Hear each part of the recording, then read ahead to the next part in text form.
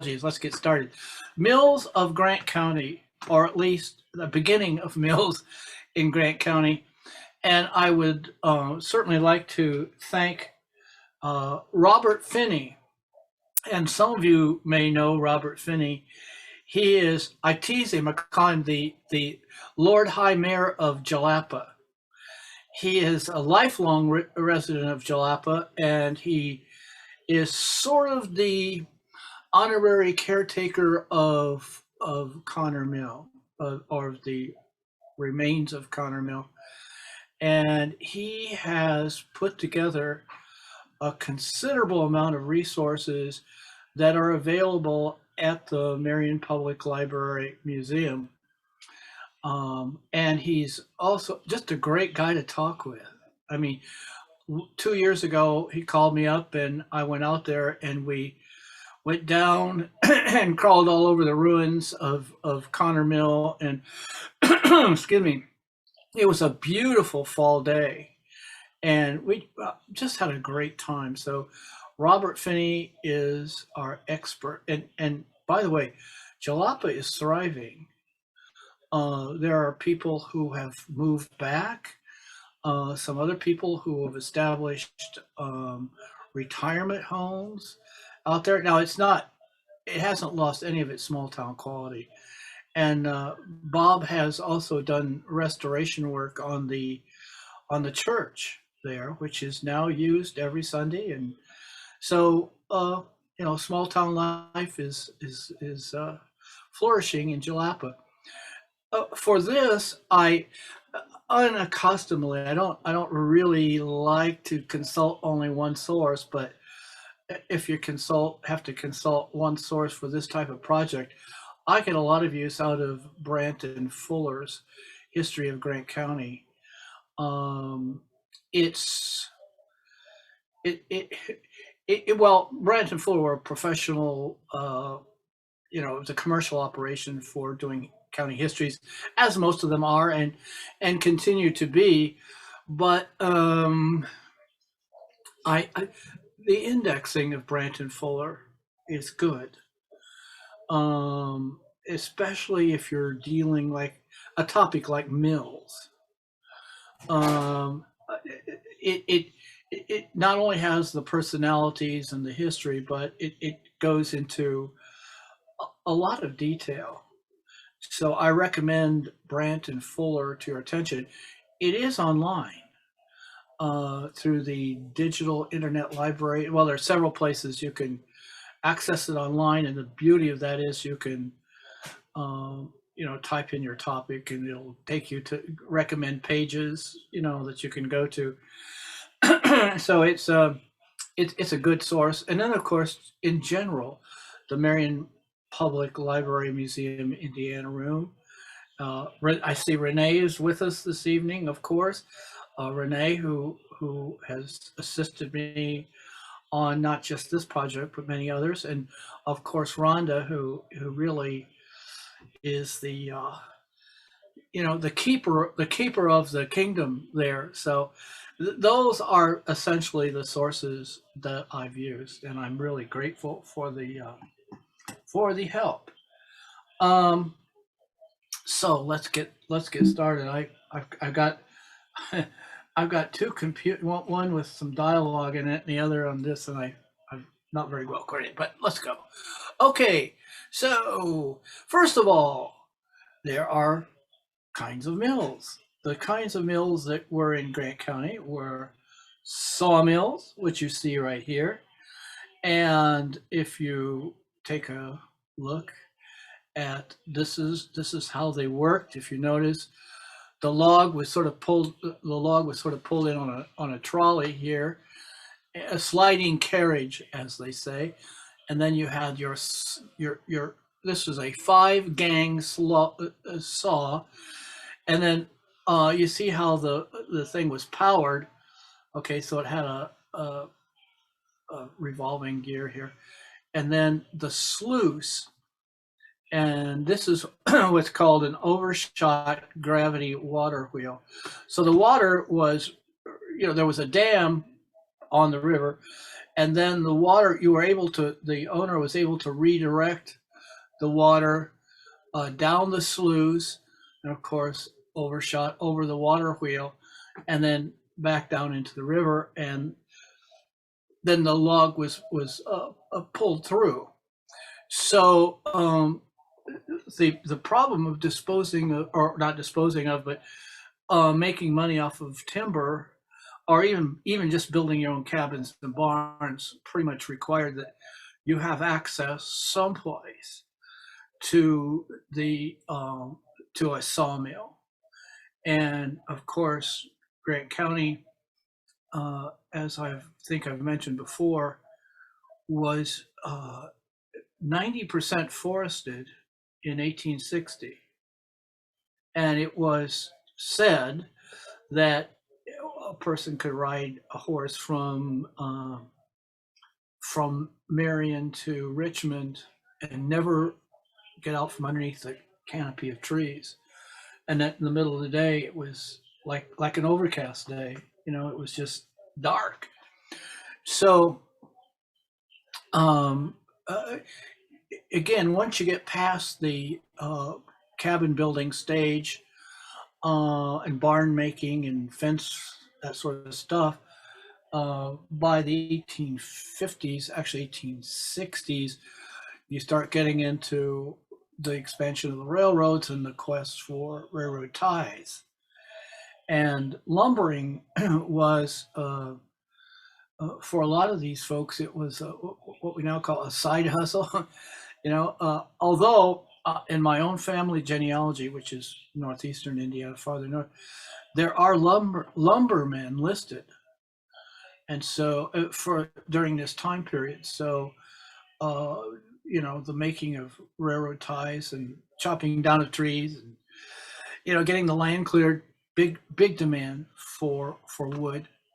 Okay, now this is a little more complicated. This is our grist mill, and this would be very much like Charles Mill in Marion, and also Connor Mill, and also a mill of this type in Jonesboro, and maybe another one. There was one up at Warren that we have some pictures. Oh, yeah, and at Matthews. So you had a little more involved. You can see where I guess the receiving hopper, and you get the well, you have the elevator, you have the grain cleaner. It's really quite clever. It goes down to the bin and then into the hopper and then down to the stones. And then, of course, you got the water wheel outside with the same overshot capacity to drive the wheel. Excuse me.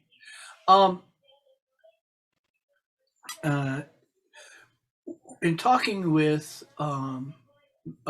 Bob Finney, this business about the overshot or the sluice was really important, because this is the thing that directs the water to the wheel. And he says things could go wrong. They generally went wrong here. Like, for example, you had to see to it that it was either disconnected, that the water was redirected away from the sluice. And they had provisions for this in the larger mills, and I would suspect smaller mills too. He said that winters were a little different back then than they are now, and a big problem was ice. That ice could back up and rip the thing apart. And he said in the records do have records of that happening a couple of times at least a couple of times at Connor Mill, until they got adequate a spillway so that they could divert the ice away from the water wheel, and it wouldn't tear the sluice apart. So I hope there are no questions on the mechanics. I barely understand it myself. Oh, yeah, I did want to talk about the grinding wheel. Um, the the wheel from Connor Mill is on the Finney property. It was brought up several years ago, more than several years ago, a lot of years ago, because they were afraid of, I don't know what. I doubt if somebody would steal it, but vandalism or something. Um, a lot of those grinding wheels, I discovered, new to me, were made in France, or not. I guess made, constructed, or what? They weren't built. They were quarried. Yes, and they were quartz. And what started the trade, the demand for really high quality wheels, I guess next to the sluice, and the overshot business, the grinding wheel was extremely important. And I think for a while there they used whatever granite or whatever they could use, but the preferred wheel was quartz. And what happened was, when the ships would leave the United States, New York City or wherever, with agricultural products and go to France to sell deliver the goods, they needed ballast for the ships returning, because an empty ship is, bobs on top of the sea. And I guess, well, what they did was put these big quartz millstones in the place of ballast, and then brought them back to New York, and then either by canal, Wabash and Erie Canal, or later on by railroad, then they were able to ship out these. These were the Cadillac of uh, of quarry stones, and it wouldn't be the average farmer that had access to one of those. But the quarry, I saw it. It's out there, uh, at Connor Mill, or well, in the properties above Connor Mill. Okay, here, good old Grant County. I think that's circa 1867. I don't know. You've probably seen this. There's one of these are on the wall in the museum. I notice. I don't know if any of you have seen. There is a guy that runs a business online. He pops up a lot on Facebook, where he is marketing antique maps, and he has several of Grant County.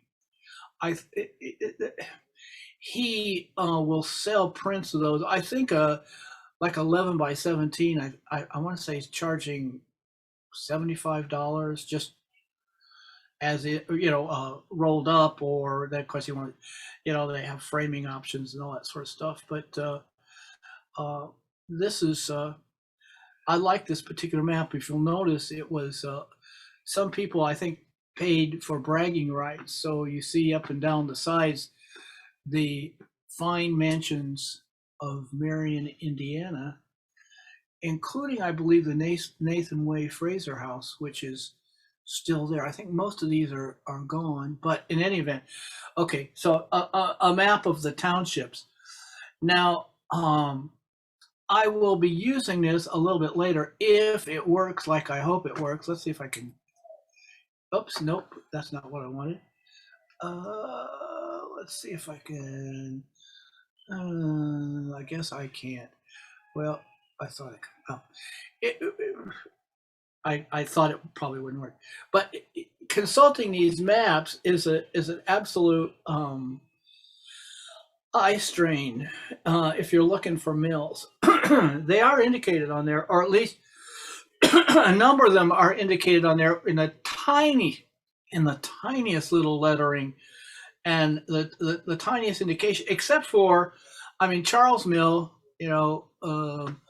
up here, Charles Mill up here is easy to find, and then so is Connors, which is up here. Oh, it's up here. Connors Mill is up here. But the other ones are like I say, they're minuscule. But you can see the mills that we know of are concentrated in this area from Jefferson, Mill Township, Center, Pleasant.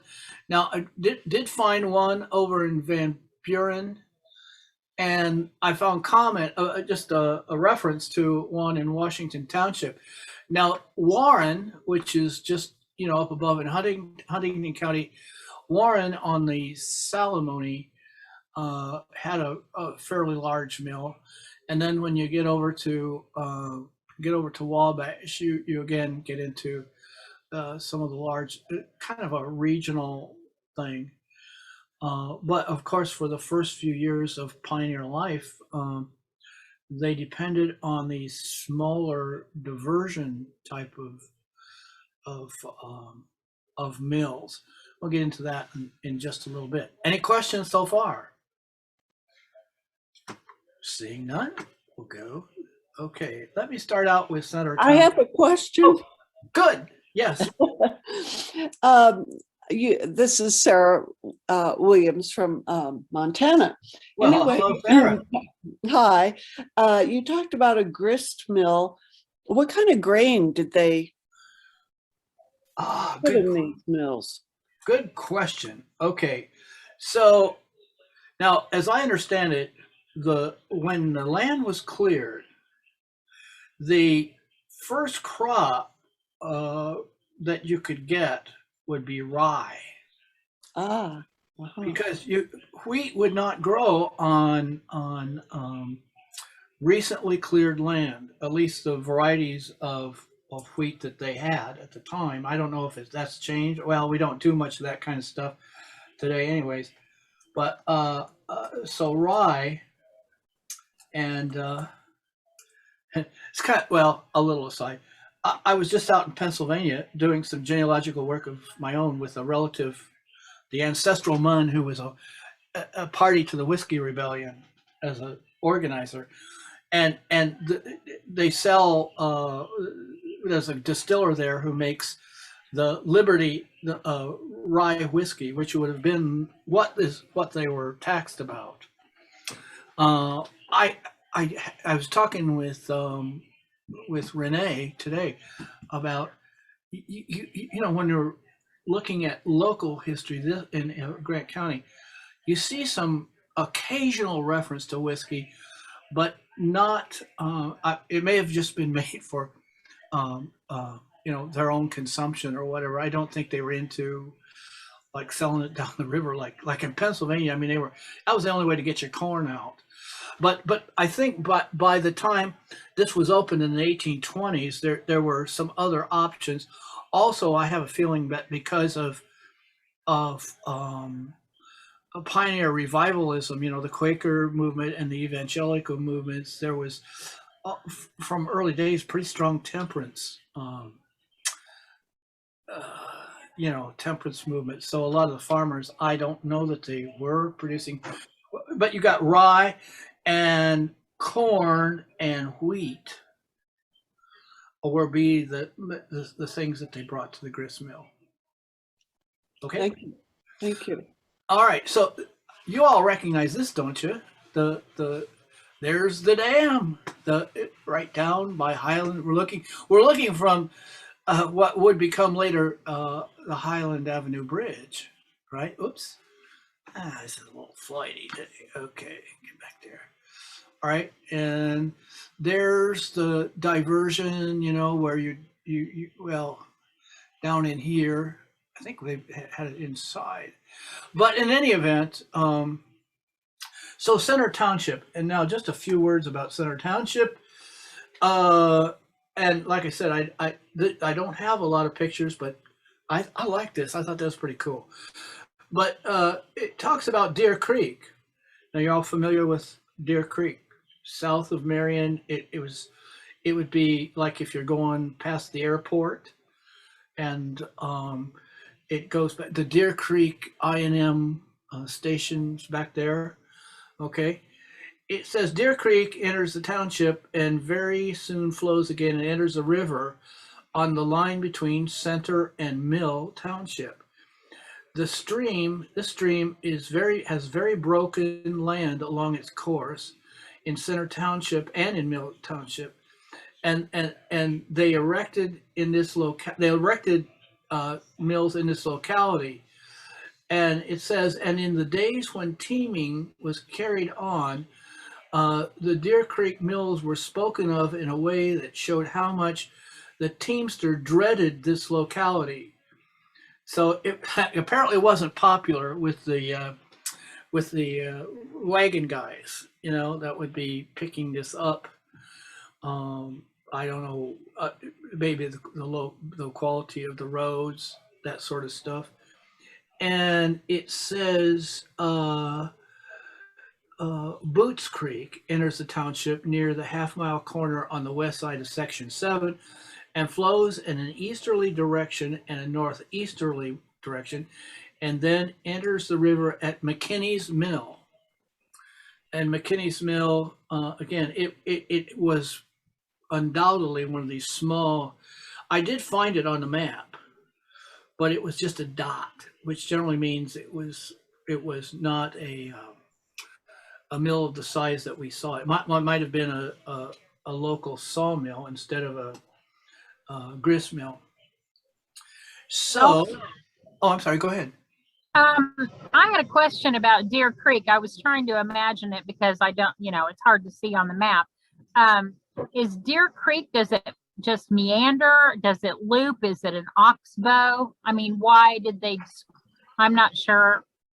Well, it says it has now it mentions not necessarily the actual course, but it says it has very broken land along its course. So I'm inferring that it was hard to get back to.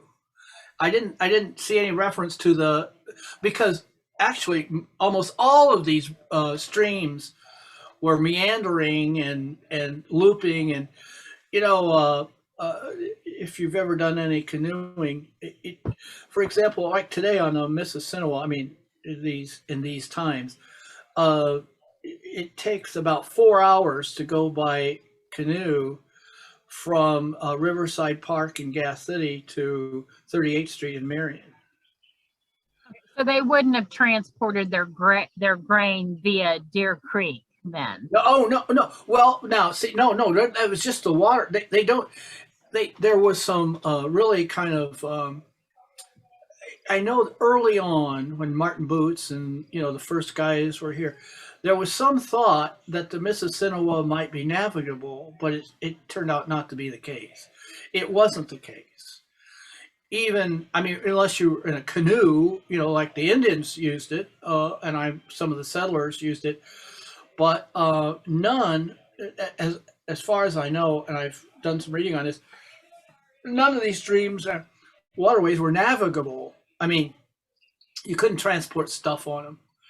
So you were pretty well stuck with, for example, trying to get stuff to Wabash or Warren, and then actually not Warren, Wabash or Huntington would have been the places, or LaGros. LaGros is another place if you're familiar, like 24, which later becomes the Wabash and Erie Canal. Get it there and do whatever sort of commerce.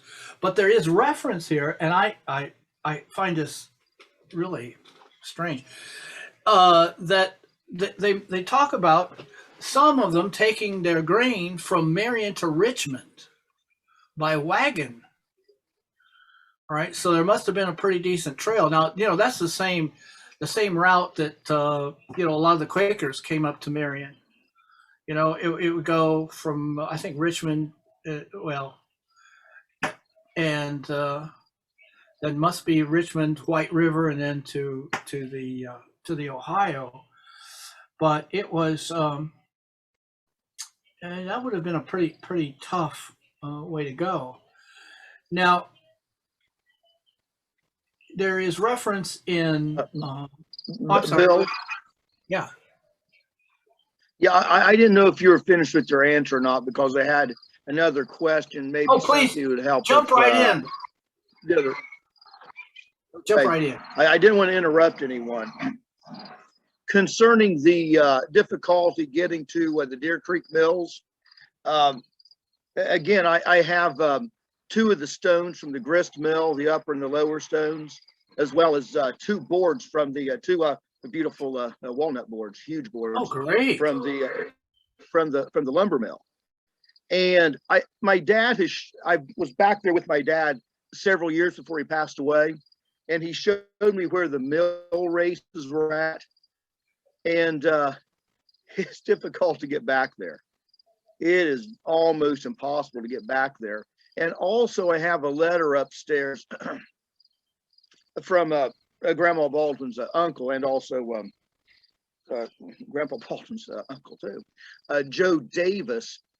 And he talks about getting stuck in the Deer Creek, on the Deer Creek Hill, when he first met Thomas and Tara Baldwin. So I'm wondering if that's the difficulty that the Teamsters were dismayed about, was trying to get up the Deer Creek Hill, I presume on Meridian Street. Would that make sense? Yes. Yes.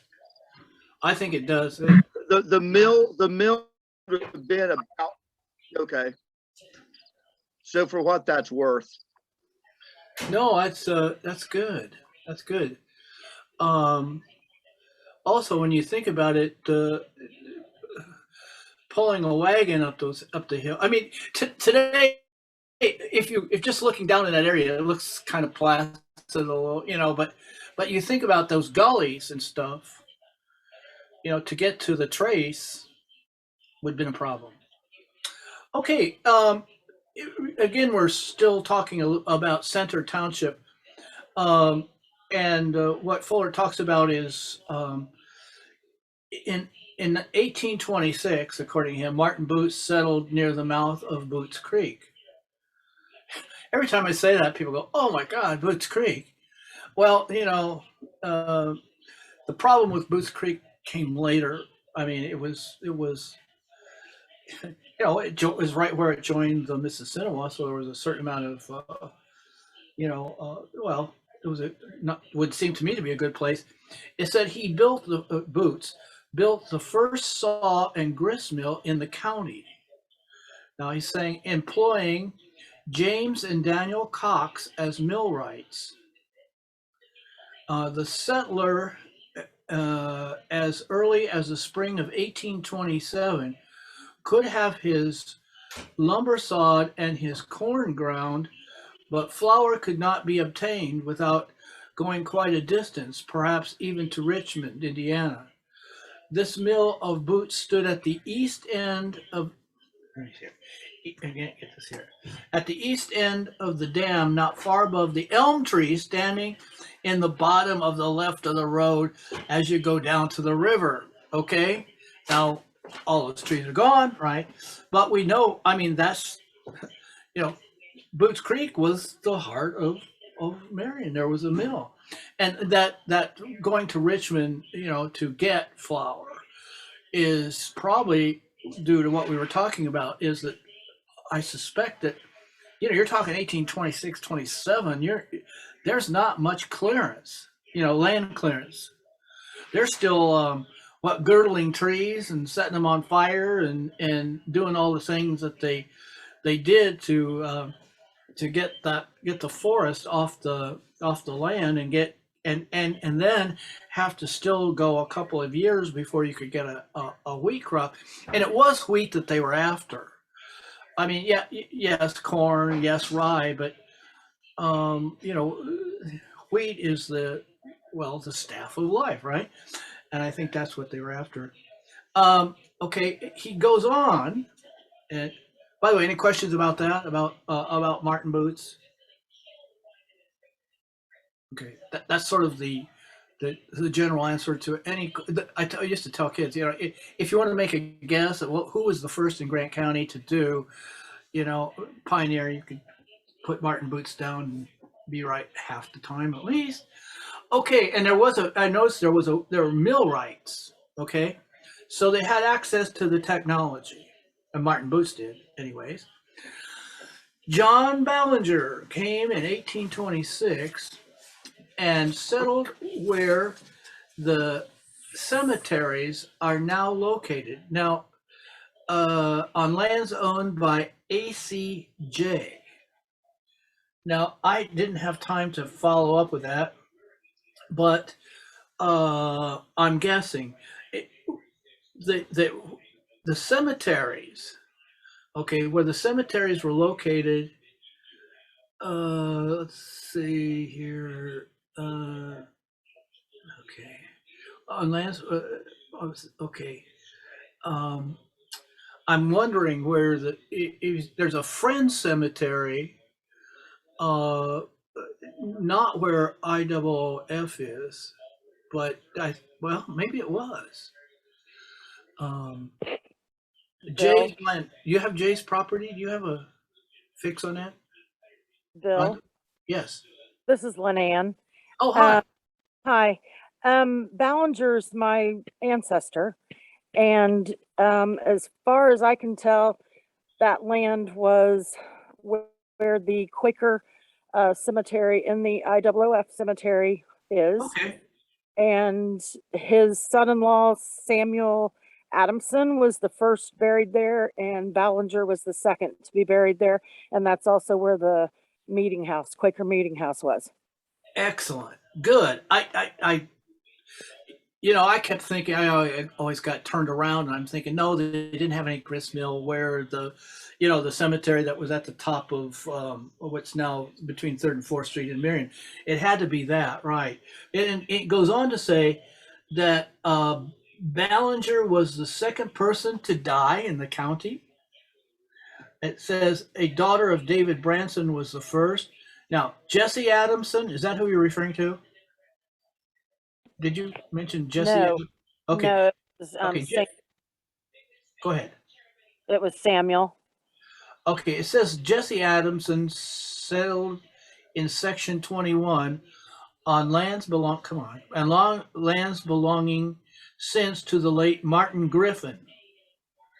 Adamson built a sawmill and sold it out in 1833 and moved to Jefferson Township. David Branson came in 1826 and settled where the eastern part of Marion is located, but finally located in the spot where the late John Overman lived near McFeely's mill. Does any of that ring a bell? So you say Samuel Adamson? Yeah, he was supposedly the first white male child born in Grant County. And he was married to one of Ballinger's daughters. I forget which one. And then I believe it was his brother, David Adamson, was married to Dinah Ballinger, which is John Ballinger's daughter as well. Okay. Okay. So we've got the vicinity placed. Okay, so we're talking not far from the estates of Serenity or IOOF, and beyond the river, of course, right? The mill part would. Okay, now it says here in 1838, a sawmill was built on Lugar's Creek by Martin Nelson, Matthew Nelson, and Alexander Fraser, and it stood on the lands of the late James H. Campbell and James A. Campbell and David Campbell were the millwrights. Okay, so we're Lugar Creek. We know where that would be. Okay, and then let me go on. It says, being the county seat. I mean, and you're going to get a concentration. I think, as you're getting a few more people here. It says here, Elijah and Hezekiah Nelson both came in 1836. Amos Davis, and we've talked about Davis, right? Davis came in 1835. Abram Opie, Oppy, was an old settler. He bought Martin Boots's mill in 1834. Now we get Riley Marshall came from Pleasant Township, where he had settled in 1829, to Center Township in 1831, having swapped property with Martin Boots. He became the owner of Boots Mill, and Boots had the west part of the Philip Motter farm. Marshall sold it out in 1834-35 and settled at Massey Creek and built a sawmill near the Charles Mill in 1836 and the brick house where Bradford lives in 1838. Bradford's house is at the corner of Bradford and Boots. Was. And you can still see that house was standing until 1915, I believe. And that was, I'd done some work on Martin Boots's house, or Bradford's house. It was the scene. Now, it was, there were some Bradford was hiding fugitive slaves, and there was a confrontation with slave catchers, which ended up in some shots being exchanged. And I think his son Cassius Bradford, who was later sheriff, referred to it as the Battle of Boots Creek. So there we are. So we have a lot of action down there. We've got sawmill, and we got grist mill. We've got pretty thriving business down there. Then there is a mention of Campbell's Mill on Lugar Creek was begun in 1836 by Jesse Jackson, not the present one, but finished by David Campbell and set in motion in 1837. And Branton Fuller commented that it did good work for years. In 1837, William St. Clair, and I've run across that name someplace else in the Great County history, but I can't remember at the present time. Okay, he built a sawmill on Lugar Creek at the point where the pike strikes the creek as you go east on the land known as the Oppy Place. Again, Oppy Place. I'm not familiar with that. So, just a couple more. It says a gentleman named Thomas Rooks in 1839 built a sawmill on Lugar Creek, a little below St. Clair Mill, at the mouth of the race on the opposite side of the creek. And so in the 1880s, none of them were in operation. The Branson Mill was set in motion in 1834 only as a sawmill. The site fell into the hands of Nelson Connor, who put up a grist mill from 1840 to 1845. Various disasters have attended the mills in this place by way of washouts, but for some times it says it's been doing a good business in the hands of McFeely and Company, the present owners. And then a grist mill was erected on Boots Creek near the point where 3rd Street, I'm thinking here, where 3rd Street crosses the stream. Okay. Oh, by Boots, Connor and Company, and was good property in its day of prosperity, but has long since failed to be useful. So where 3rd Street, oh, okay, that would be down by the CVS or the Old Y, down in that vicinity. That would be where 3rd Street crosses Boots Creek. And there was a lot of action there a little bit after the Civil War. That's where they cut ice in the wintertime. There were some ponds in there that existed even into the early 20th, and there's some of the quarries back there. They used to cut ice and store it and pack it in straw and put it in a warehouse. Okay, so that stuff was going on. Now, Mill Township. I think I've got. Okay, you see nothing. I got no pictures. Okay, of mills and Mills Township.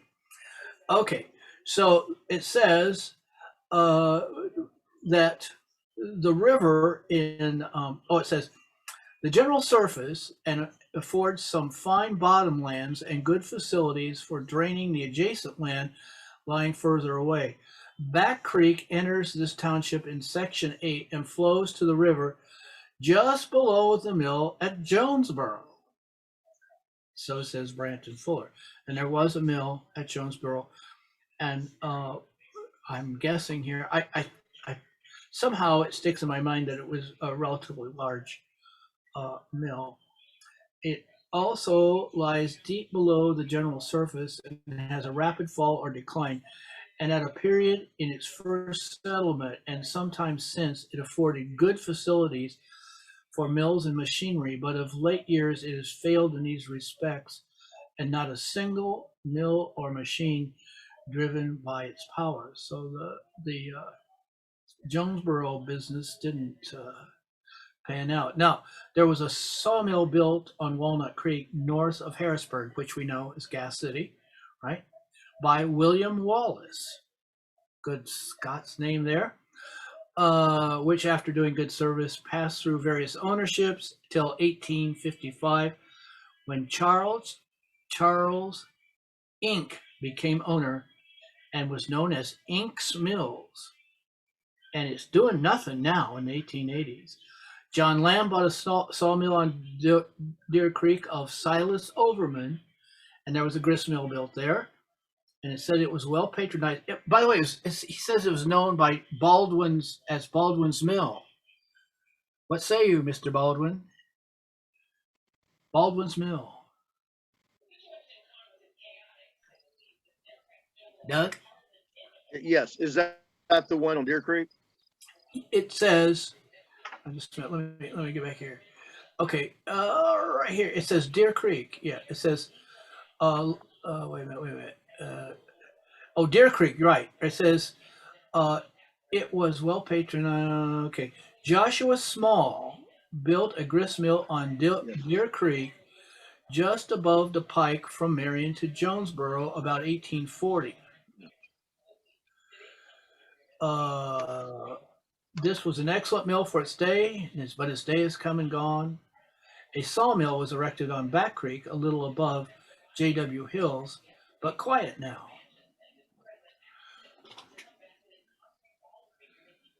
This is found on. It seems like I've seen in a letter, or maybe it was Lydia, or maybe it was Lydia Baldwin's writing somewhere that the birthstones, they had gotten them from a man by the name of White, W-H-I-T-E. Mm-hmm. My connection's unstable, so I hope you can hear me. But I don't, please forgive me, I don't have those writings at hand. No. I'm going from my memory. Okay. Well, I've got the advantage because I got Brent right here. But if you run across something, let us know. Hey, we're not going anyplace. Let's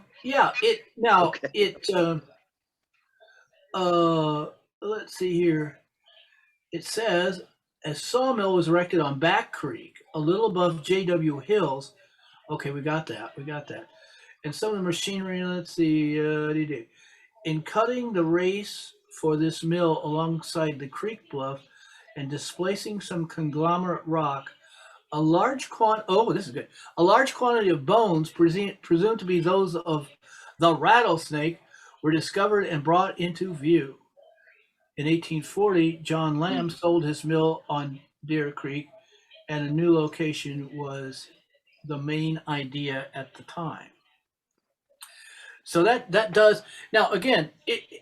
Looking at those maps, I think Rhonda, don't they have that guy that's selling the maps? Does he have a pre-1867 map, county map? Do you know? Not that I know of. I've not seen anything. We have that one that's a photocopy of a map that's really hard to read, which is like 1850 or 60. I've not seen anything, and I don't know that we have anything earlier than the one that's on the wall. And then let's see. Oh, we are now at Monroe Township again. No pictures. Lost in the sands. Israel Jenkins, our old friend Israel Jenkins. We all know Israel Jenkins, right? Who settled on the southeast quarter of Section 29, built in 1840. He built a. It says here now, 1840 sounds awfully early to me, but Brant says he built a steam sawmill and did a large amount of work in timber. I know they had steam in 1840, but that's, for out here. Israel Jenkins must have been a real tech guy, in addition to all the other stuff with the Underground Railroad. And I could not locate it. I mean, Israel Jenkins' property was easy to locate, but there was no little dot, saying here's a mill. And let's see. Oh, now I guess what happened? I got out of place here. I will. I have to return to center for just a second. Connor built a mill at the site. We're all wondering about this. Connor built a mill at the site where the Lafayette barley mill stands now, about the year 1830 or 32. Now this is a cool story, which was burnt down. It was burnt down by incendiaries in December 1836, but was rebuilt the next season, and along with the most extensive custom, as mills were scarce and the country increasing rapidly in population. Aha! Is anyone in relation to George Walker? Because George Walker was found guilty of burning the mill and sentenced to 6 years at the May term in 1837. They even list the judge: Samuel Bigger, Samuel Parker, James Raridan for the defense. And it says, in the rebuilding of the mill, David Campbell was the millwright, assisted by S.B. and S.A. Campbell. Connor died in 1844, and Zadok Prickett came in 1830 and settled on lands now the whole. Wait a minute, this is another thing. Okay, let's stop right here. Okay, so you got the Connor Mill stuff. That there was a trial and the guy was convicted of torching perhaps he was trying to collect some payment or something. I don't know. Let's see, is that something that I need? Okay. He just said, this guy, this other note here, it says James Rare. Okay, no, I say, let's see, Zadok Prickett came in 1830 and settled on lands now the home of Mrs. Edward Fox. In 1838, he moved to Marion, to lands who by one Lindsay. At the time Prickett came, and sometime after, it was difficult to obtain meal and flour at any mill in the county, for only 2 or 3 at most had been erected, and they of very small capacity. And with the population continually on the increase by immigration, grain for supplies was not in the country, and quite a number have been without means of making bread for weeks at a time. So I guess folks, it's cornbread in the skillet. But anyways, we'll know. Okay, now Pleasant. Okay, I jumped ahead here. You notice the polished skill of my presentation. Let's see. Here's a mill. Got that. Okay. Pleasant. And we've got a picture of, whoops, go back. We've got a picture of Connor Mill, right? And there's how they did the diversion. This part right here is still there. And also this part is still there. You know, that unfortunate fire of 1930s. It burnt, but those remain, and they're dry stone. This is what, dry stone construction is, that's good work. That's good work. And to have it still there after, almost 200 years of hard labor, You know, it's an amazing thing. It's just absolutely beautiful. Now, but you notice the wide open spaces. You know, it's there's another picture, and I tried to find it, and it's there someplace. I don't know. I'll have to look.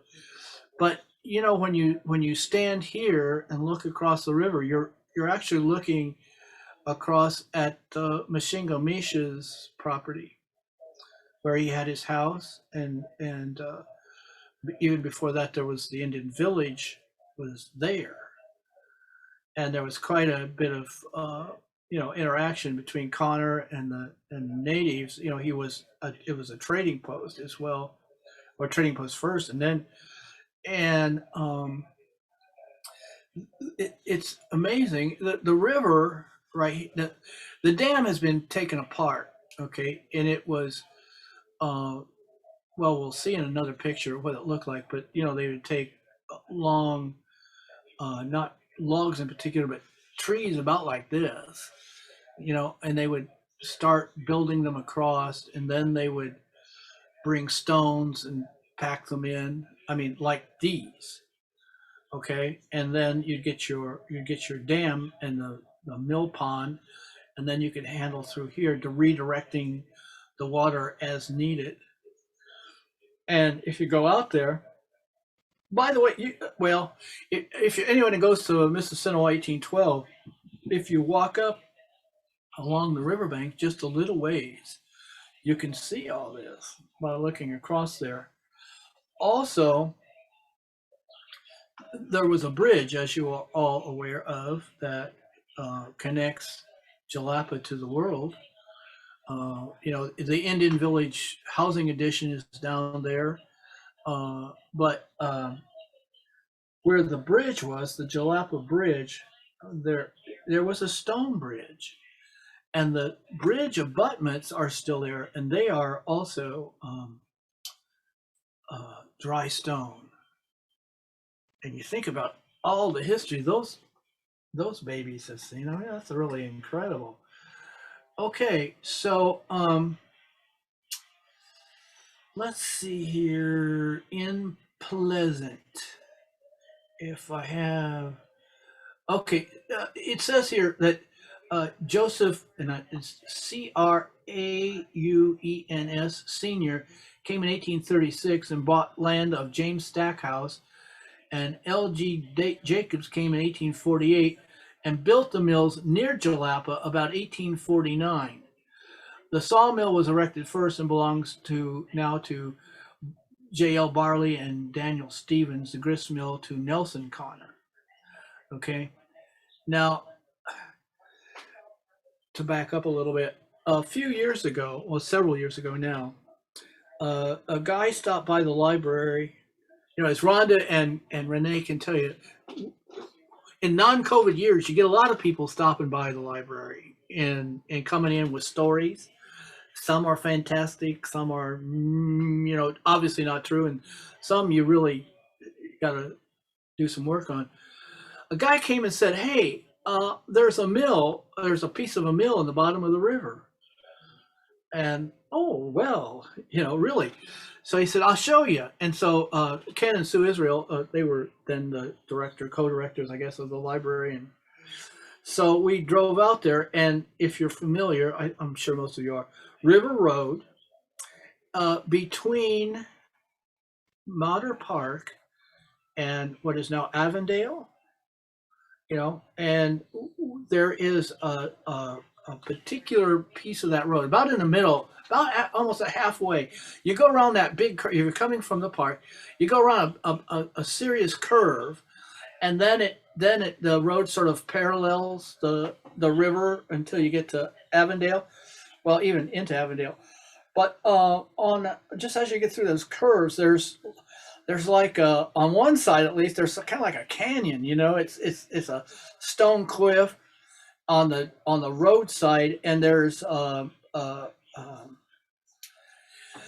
unfortunately locals for years have thrown away their trash over there. I think they've installed fences to keep them out, but I don't know. It has some success. I think it may be overgrown now. But what we did, we went out there and the water was down. It wasn't more than a foot deep at the time, and it was running fairly clear, and you could distinctly see hewn timbers in the bottom of the river.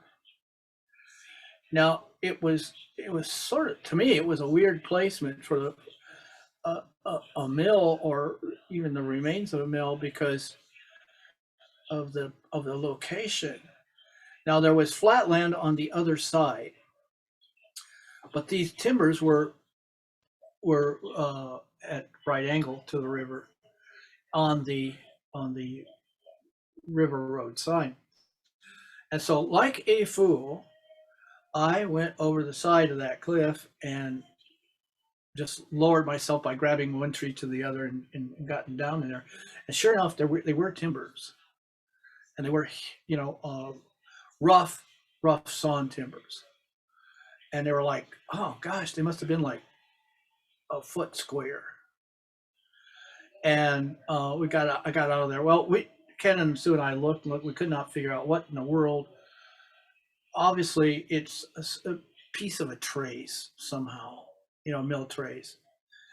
And when I met with Finney 2 years ago, we got to talking, and he had some record of. I don't know if you're familiar with the Kretzingers. That Kretzinger owned that field that is on the other side from the river, across River Road. Okay, so it'd be I believe, west side. And it turns out we consulted one of those maps and found the dot for Kretzinger's mill. So again, there's these things all over the place that I think maybe have even vanished entirely. This, you can see, is the one remaining one in Jefferson Township. Now there was a mill also. Well, Matthews was the place for the mill, and you can see there's the old dam. And I have tried to figure out. I'm somewhat familiar with Matthews, but I guess I'm not as familiar as I thought it was. I don't recall where there's excuse me, where there is those cliffs. So may have to do a little more exploring down there. That does look like, my guess is that the mill would have been right here. Okay. So, well, that is my report on mills of Grant County, and it is a testament to the ingenuity and persistence of the pioneers. There's quite a discussion in Brant and Fuller about the relationships between the Miamis and Connor and subsequent owners of the mill in Jalapa, because as you know, the tribal lands, when the Miamis that were not removed still remained there, and the land was later deeded by the government over to the Shingomisha. And it was, well, there is another mysterious episode which maybe some of you have heard about. I found an account. Now it was published in, I want to say, like 1950 in the News Herald, which at that time was owned by John. Oh, I can't remember his name, but anyways, he published a story about the murder at Jalapa, down around Connor Mill. And according to this, it's a convoluted tale of pre-Civil War life out in that neck of the woods, and it talked about they'd have yearly horse races, and then the Indians would bring some of their ponies, and the surrounding farmers would bring their horses, and they have these not circular races, but like drag races, competing like a certain quarter mile, or I don't know what it was, but it was a straight stretch. And there was a lot of drinking and gambling and card playing and whooping it up. And a guy came from Virginia he was pursuing his sweetheart, who apparently had, because of a falling out with her parents, she had been forced to marry another guy who moved out here, and Charles, I think it's Charles Dew, came out here in pursuit. He ended up getting in a fight with her husband and killed him, and he had to take off and go away. And the thing that's interesting though is, in the course of telling the story, he talks about, I mean, the whoever put the story together talks about our old friend Joaquin, well, the Miller family, Joaquin, not Joaquin specifically, but the Miller family, and the others that lived out in that area, and some still do. So anyways, I close on a different note. Now, are there any questions or anything I can do for you to help you out? Questions, concerns?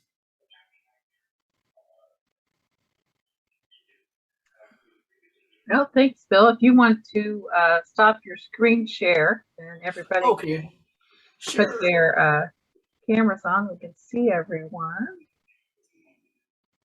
Here we go.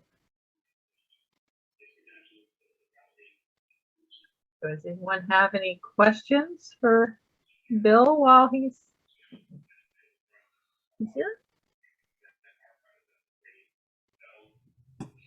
I do. I have a question about, you said you weren't aware of the mill at Matthews, but the picture just was of a dam. Right. Would they have dammed the river for other purposes, like flood control, or would it have been for a mill? Well, there's two pictures. I don't know if you recall when we were looking at them. One picture, which I didn't include, was it was the beginnings of a dam. It was trees. Okay, it was, I told you about how they used the trees and then they filled in with stone. And okay, I am in looking at that and seeing there was a passing comment about the bridge at Cumberland. Or not at Cumberland, but the bridge. I think it's probably the bridge that's there that crosses the Mississippi, the highway. Somewhere in there, I think that they would have built that kind of bridge as a what today they're called coffer dams. They're used to change the flow of the river while you're working on a bridge.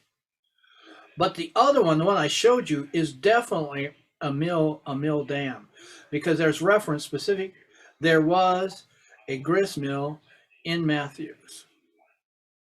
Okay, and it fits the description. Okay, so I think there were both, but yeah, they would. There were other reasons. I mean, now they were these weren't luxury items. I mean, obviously there had to be a really major purpose, because the Mississippi.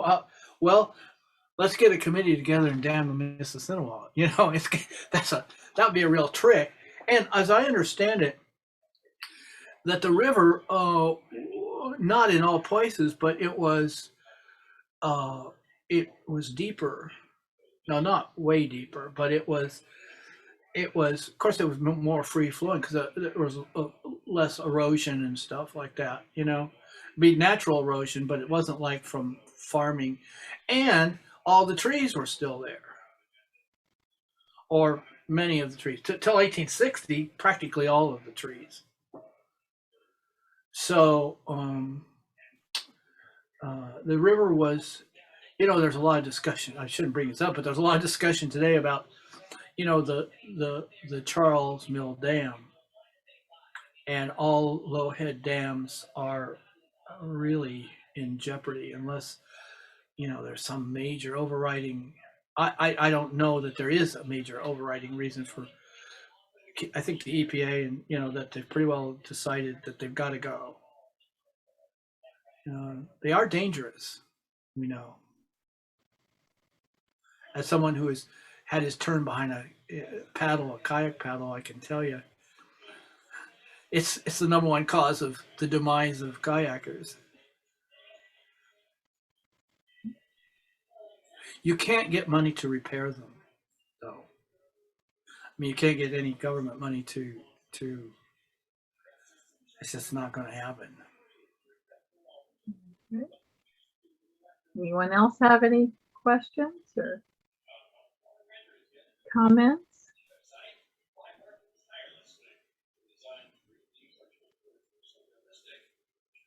I've talked everybody out. Oh, there's some chat stuff. Let's see what we've got here. Okay. Do you have a question, Janice, or? Jacob? Yeah,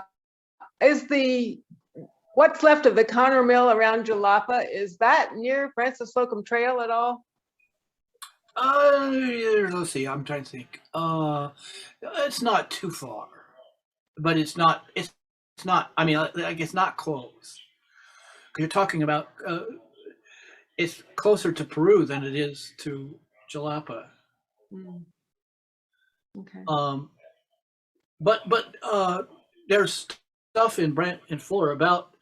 Of course, Francis Slocum would have visited, the Linden Village over here, and they talked about her. Oh, I know. There was an interesting thing about Francis Slocum arranging an adoption of an Indian infant for Mashingo Misha. He took. I mean, I don't know what the larger story was, but apparently, I don't know whether. Francis Slocum did a lot of really fantastic work ministering to her people, her adopted people. And she took people in and cared for them and all that. My guess is that she probably, may have ended up with an infant that needed attention or was an orphan or whatever. But Mashingo Misha the child was raised at Mashingo Misha's house. So there of course there would have been connections because, it's a small community, or it was a small, especially after the removal, it was a much smaller community. But yeah, Francis Slocum, who was one of my favorite people. I just think she was amazing person. It's also, by the way, this is the I forget which anniversary it is, but it's the anniversary of the removal, the Potawatomi removal, further north. Sort of the cousins of the Miamis, the brothers and sisters, slightly different tribe, but same general grouping. Yeah. I have a question. Okay. You mentioned this woman, Francis Slocum. Where can I read more about her? There are tons. There are tons on Francis Slocum. Okay. Rhonda, I'm trying to think. Do you think of any? I'll tell you. Does the guy that wrote the Persistent People, Rayford? Stuart Rayford, does he discuss? I don't remember. It's been a while since I've looked at that. There is Otto Winger's book. Oh yes, Little Sister of the Miami. Yeah. But really, if you have access, if your local library has newspapers.com or newspaper archives that you can access, that is the World Edition. If you go in and you put in Francis Slocum, you can get articles from. I found articles from Ireland talking about Francis Slocum. And she got a worldwide following. Yes, it was a big story, and you can find the newspaper articles on there on like newspapers.com or newspaper archives. We currently have newspapers.com and newspaper archives, but we only have the Indiana papers just due to the cost of it. Uh-huh. But we are in October, we will have the newspaper archives, the world edition, so that you can get all the world papers that are on newspaper archives if you have a Marion Library card. You can do that from home. So that subscription will, they had a special deal and Mary agreed to let us upgrade. So that would be, if you have a Marion Library card, that'll be available, I think, the middle of October. And you can either come in and do it, or you can do it from home with the library card. I But those tried to get newspaper her. articles are great. I tried to get Francis Slocum put on the Indiana quarter, you know, when they were doing the state quarters.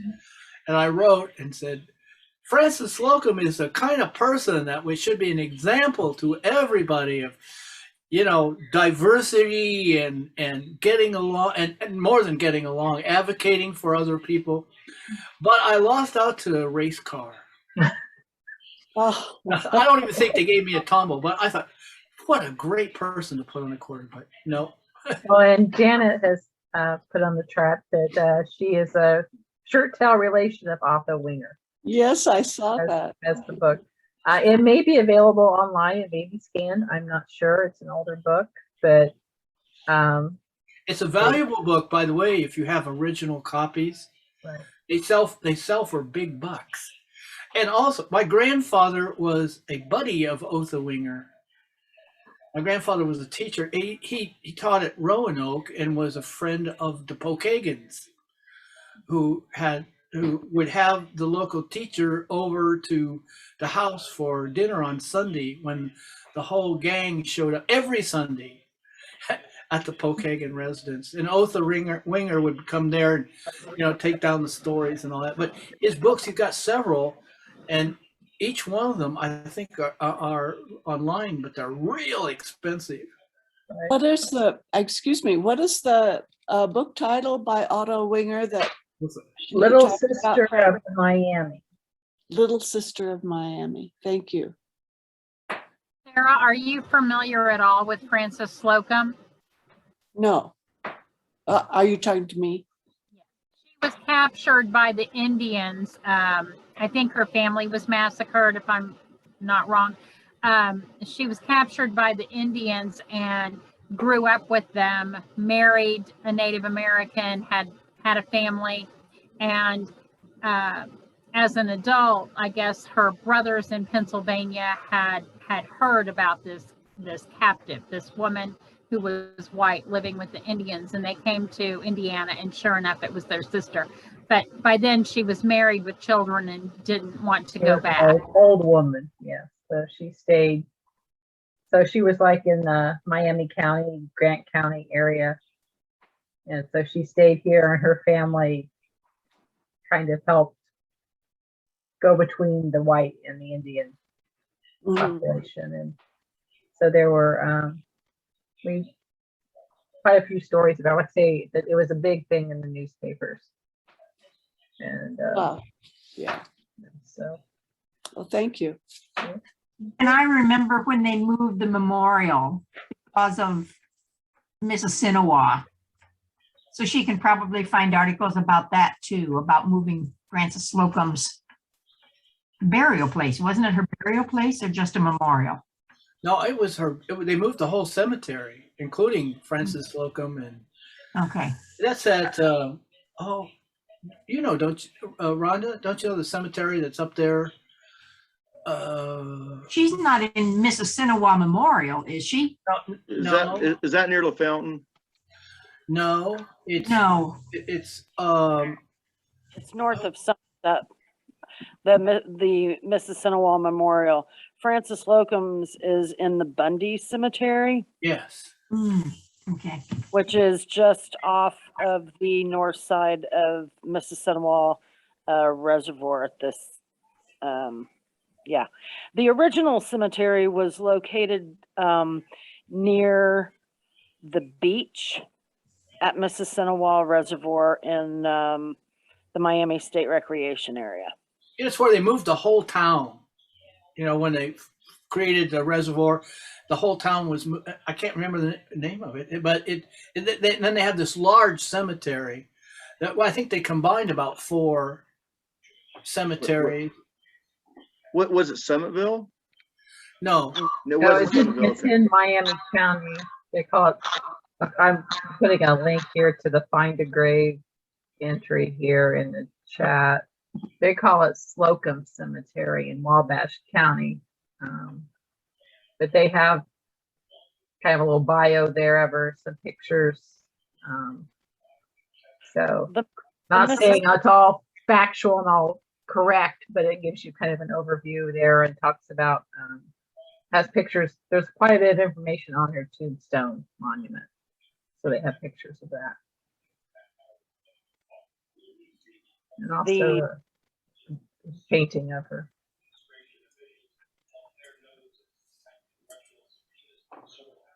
The Mississinawa Memorial Cemetery, where they combined several cemeteries, is on State Road 13, just north of Somerset. Somerset. That's what I was trying to think of. Somerset. Okay. Well, thank everybody for joining us.